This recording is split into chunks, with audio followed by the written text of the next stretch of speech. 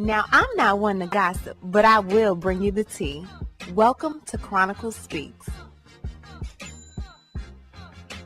Mr. Tim Norman has been causing hell since he entered this world. The first time was at birth when Miss Robbie had to squeeze his wide hip water jug ass head out. Now yet again because he is going down. And when I say down, I mean down big time. The house of cards have come tumbling down all around him, leaving the big joker to fend for himself. Each and every one of his co-conspirators have folded under pressure. First, it was the gunman, Travell Anthony Hill, taking his plea.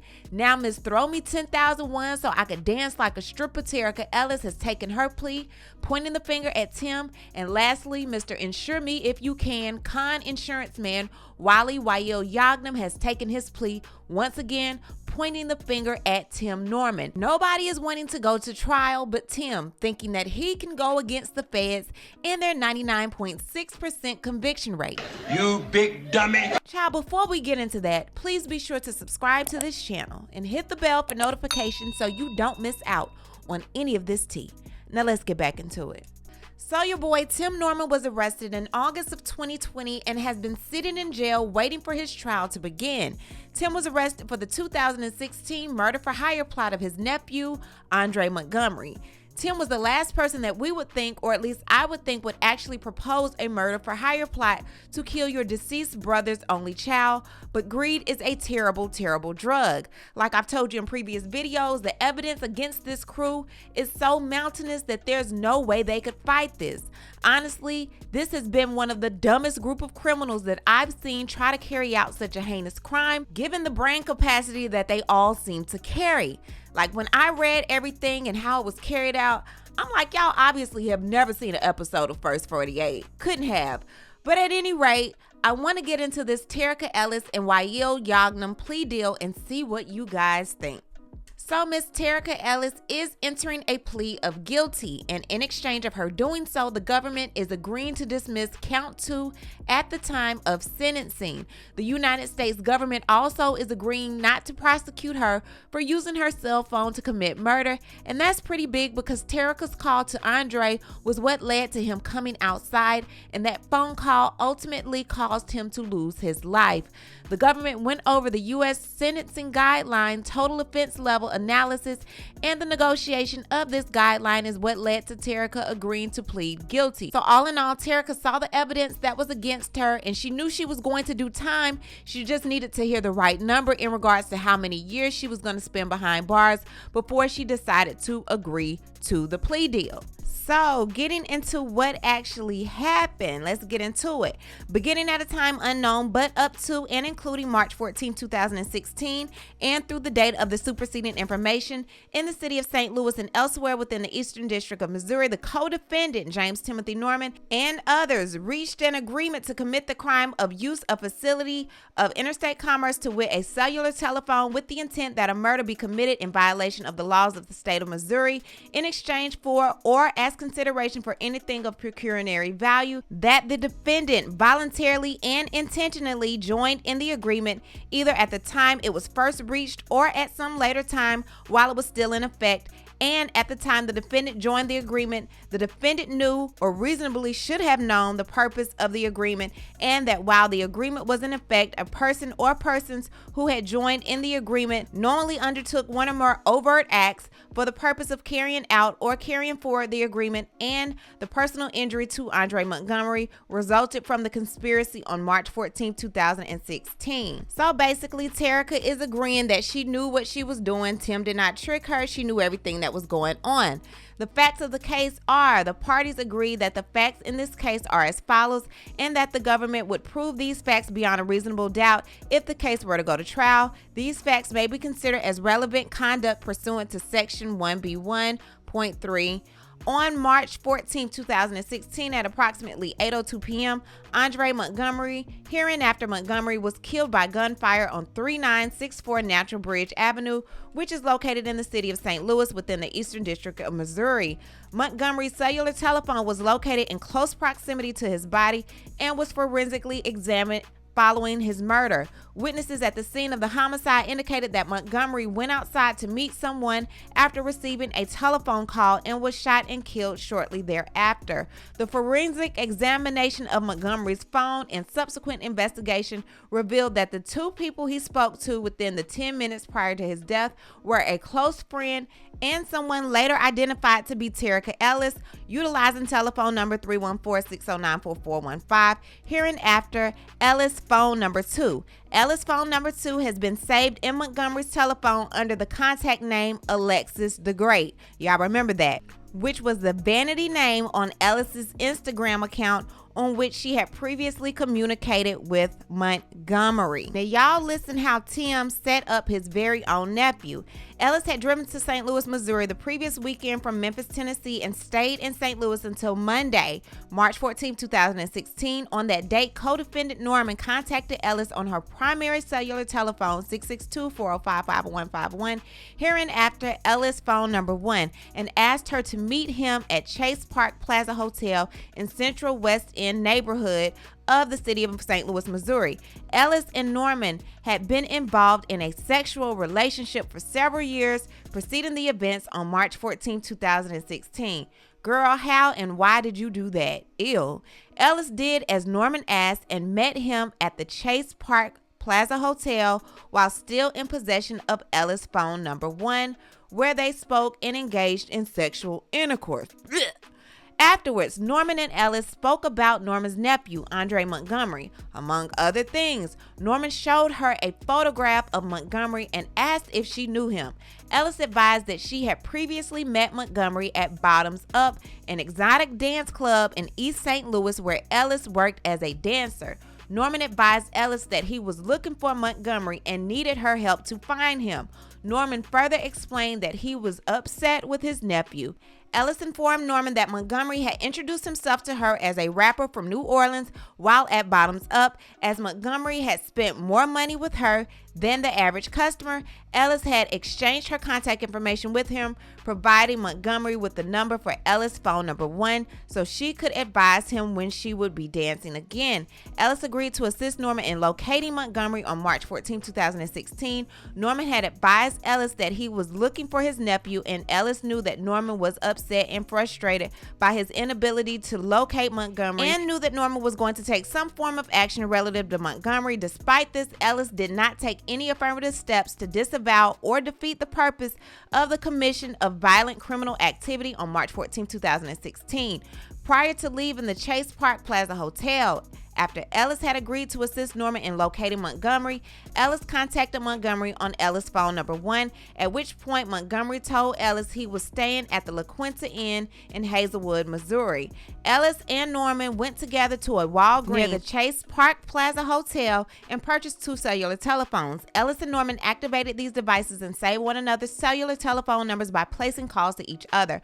Both cellular telephones were designed to be burner phones, utilized only for the purpose of communicating with one another and ultimately with a third person, an associate of Norman's who was unknown to Ellis, but whom Ellis now knows to be co-defendant Tre'vell Hill. Ellis' cellular telephone was assigned to number 314-609-4415.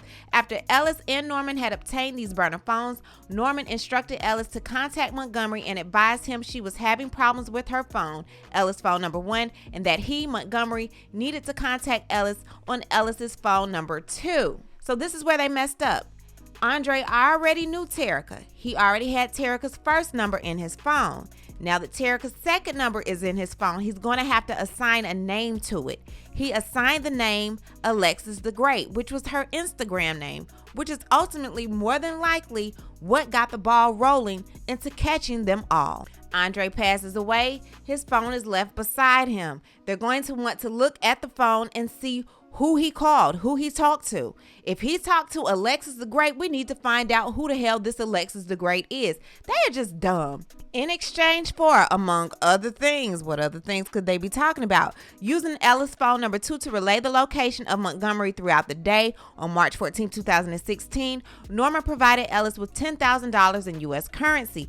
Ellis then left Norman at the Walgreens and proceeded directly to the La Quinta Inn in Hazelwood, Missouri to verify that Montgomery was there. Acting on instruction from Norman, Ellis advised Norman that Montgomery was present at the La Quinta Inn. Norman told Ellis that he was not ready yet and that Ellis needed to learn Montgomery's next location. Norman further instructed Ellis to advise Norman of Montgomery's next location once she learned it.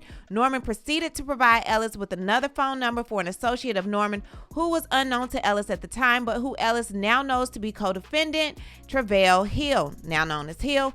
Norman instructed Ellis to contact Hill using the number Norman had given Ellis and to notify Hill of Montgomery's location. At approximately 7:07 p.m. on March 14, 2016, Montgomery texts Ellis on Ellis's phone number 2 stating 3964 Natural Bridge. Upon receiving the text message, Ellis used Ellis' phone number 2 to call Norman on his burner cellular telephone and update him on Montgomery's location. After speaking with Norman, Ellis next used Ellis' phone number 2 to call Hill and advise him of Montgomery's location so that Hill could come to that location for the purpose of confronting Montgomery. Eventually, Ellis drove to 3964 Natural Bridge Avenue, where she understood, based on her conversation with Norman, that among other things, Ellis was supposed to contact Montgomery so that Montgomery would step outside the residence, where Hill, who had also arrived separately, would confront Montgomery. At approximately 8:00 p.m., Montgomery exited the residence to meet with Ellis at her vehicle, which was parked on the curb near 3964 Natural Bridge. Ellis spoke with Montgomery briefly. When Montgomery was returning to the house from Ellis's vehicle at the curb, Hill shot and killed Montgomery as Ellis was driving away. After Ellis heard the gunshot, she immediately called Norman using Ellis' phone number 2 as she traveled back to Memphis, Tennessee. Upon Norman's instruction, Ellis destroyed Ellis' phone number 2. Ellis accepted a cash payment of $10,000 in U.S. currency from Norman in exchange for, among other things, finding out the location of Montgomery, causing him to come outside and relaying the information to co-defendants Norman and Hill. Hill subsequently shot and killed Montgomery. On March 15, 2016, the day after Montgomery's homicide, Ellis deposited $3,020 in U.S. currency into her checking account at the Orange Mound branch of the First Horizon Bank in Memphis, Tennessee. On the same day, Ellis also deposited $4,340 into a savings account opened that day at the same bank in Memphis, Tennessee, for a total of $7,360 in cash deposits. On March 17, 2016, Ellis deposited an additional $1,900 in U.S. currency into her checking account at the same branch. These deposits were all cash proceeds from the agreement she had made with Norman.